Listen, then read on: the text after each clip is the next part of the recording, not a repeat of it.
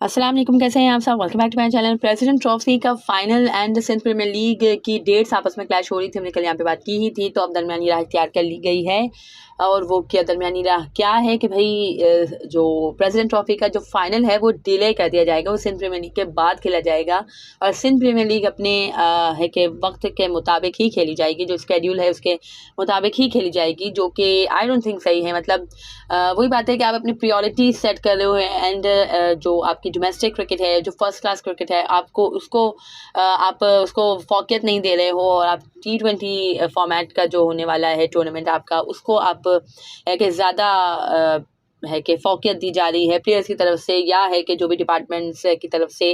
तो ये ऑब्वियसली एक कमियां हैं और ऐसा नहीं होना चाहिए, क्योंकि मतलब कुछ ऐसे एडजस्टमेंट अव्वल तो पहले से ही करनी चाहिए थी। एंड अब है कि प्रेसिडेंट ट्रॉफी का फाइनल मतलब एक तसलसल टूट जाता है आपका। वो है कि फर्स्ट क्लास क्रिकेट का है, डिपार्टमेंटल क्रिकेट के तहत जो होता है फर्स्ट क्लास टूर्नामेंट, वो है तो आपको उसको ज़्यादा है कि आई थिंक प्रायोरिटाइज आपको करना चाहिए। बट वही बात है कि यहाँ पे तो आवा ही बिगड़ा हुआ है, तो बस क्या ही किया जाए। बाय द वे, जो हमारा विमेन का नेशनल T20 कप हो रहा है उसमें अगेन है कि गुल फेरोज़ा ने बहुत ही माइंड ब्लोइंग इनिंग खेल दी है एंड अगेन है कि उन्होंने अपनी टीम मुल्तान को पेशावर के अगेंस्ट फतह दिलाई है। 68 नॉट आउट की बारी उन्होंने खेली 51 बॉल्स पे and she was a player of the match for her brilliant performance. और है कि मुल्तान ने अपना मैच भी विन कर लिया है। सो बहुत ही ज़्यादा खैर माइंड ब्लोइंग जा रही है गुल फेरोज़ा मोहतरमा एंड लेट्स होप कि इंशाल्लाह आगे भी वो अच्छी परफॉर्मेंसेज दें एंड अपनी टीम को टाइटल भी विन कराएं। एंड इसके अलावा जो हमारे director plus batting coach plus everything in जो PCB मोहतरम मोहम्मद हफीज़ साहब, जिनकी माइंड ब्लोइंग उन्होंने खदमात सर अंजाम दी ऑस्ट्रेलिया टूर पे भी एंड न्यूजीलैंड टूर पे भी एंड बड़ी बड़ी फतूहात से हमें हमकिनार किया। तो पता नहीं हम उनका शुक्रिया किस तरह से अदा करेंगे। इतनी अच्छी उन्होंने फतूहात तो पाकिस्तान को दिलवाई अपनी नायाब प्रोफेसरी से।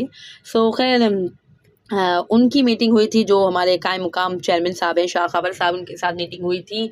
सो ही सेड कि भाई प्लेयर्स फोकस नहीं थे क्रिकेट पे एंड उनका ध्यान लीग क्रिकेट पे था एंड वो सोच रहे थे कि कब ये ख़त्म हो और लीग क्रिकेट खेलने जाएं। और खैर ये टोटली है कि बेसलेस बातें हैं। जब इंटरनेशनल क्रिकेट हो रही है तो डेफिनेटली हर किसी का ध्यान इंटरनेशनल पे ही होता है एंड वही बात है कि ब्लेम गेम शुरू हो गया है एंड मोहम्मद हफीज़ का जो भी जितना भी मुख्तसर वक्त रहा, ये बहुत ज़्यादा खैर एक डिज़ास्टर था डेफिनेटली। खैर ऑस्ट्रेलिया में तो हमें एक्सपेक्टेड था ही कि भाई 3-0 होगा, तो चलो खैर है। बट है कि T20 में इस तरह की है कि शिकस्त बहुत ही ज़्यादा खैर सबको दिल बर्दाश्त कर गई है एंड फिर वही बात है कि आपने कहा था कि मैं जिम्मेदारी लूँगा, मैं हाथ खड़े करूँगा, लेकिन आप है कि प्लेयर्स पे ब्लेम दे रहे हैं। आपने ऑस्ट्रेलिया टूर में भी जो प्रेस कॉन्फ्रेंस की थी उसमें भी आपने यही कहा कि भाई प्लेयर्स ने है कि मतलब वही बात है कि एग्जीक्यूट नहीं किया। प्लान्स वर देयर हर बार आप यही कहते थे, तो ऐसा नहीं होता है भाई।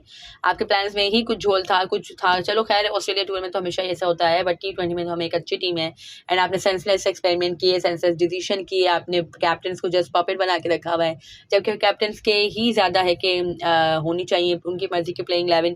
बट आप है कि हर चीज़ में है कि अपनी नाक अड़ा के बैठे थे, हर चीज़ में आप अपनी टांग अड़ा रहे थे। तो फिर है कि ब्लेम भी आप पे आना चाहिए, बट आप तो फिर अगेन है कि प्लेयर्स पे डाल रहे हैं कि प्लेयर्स का दिमाग लीग क्रिकेट खेलने पे था, तो क्या ही किया जा सकता है। खैर और खैर इसके अलावा जो हमारे जैसे कि हमने कहा कि भाई मोहम्मद हफीज़ साहब का जो है टेन्योर जो भी मुख्तसर है कि अभी इसके हवाले से कोई तस्दीक नहीं हुई है कि आया उनका जो टेन्योर है वो आगे बढ़ रहा है या नहीं बढ़ रहा। बट है कि जहाँ तक खबरें हैं कि भाई कॉन्ट्रैक्ट उनका मज़ीद एक्सटेंड नहीं किया जा रहा एंड मोस्ट प्रॉब्ली खैर उन्हें मतलब है कि अब रिज़ाइन ही देना पड़ेगा, या है कि जो भी उनका कॉन्ट्रैक्ट है वो एंड हो रहा है।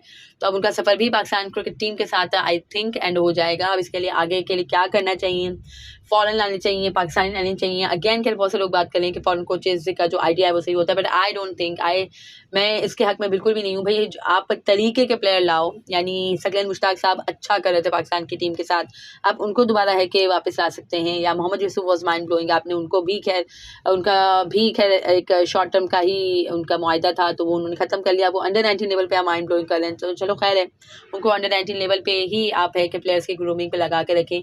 बट और भी खैर बहुत सारे हमारे पास नाम हैं, अच्छे बड़े नाम हैं, लॉयल नाम हैं पाकिस्तान क्रिकेट से, तो आई थिंक उनके साथ आपको जाना चाहिए। मैं खैर फॉरेन कोचेज़ के हक़ में बिल्कुल भी नहीं हूँ, या पाकिस्तानी जो हमारे कोचेज़ होते हैं जिन्होंने लेवल्स किए हुए हों कोचिंग के, तो आई थिंक वो ज़्यादा अच्छे तरीके से प्लेयर्स को हैंडल कर सकते हैं या स्ट्रेटजीज़ बना सकते हैं। What do you think about it? Do comment below and subscribe to my channel for more such content. अल्लाह हाफ़िज़।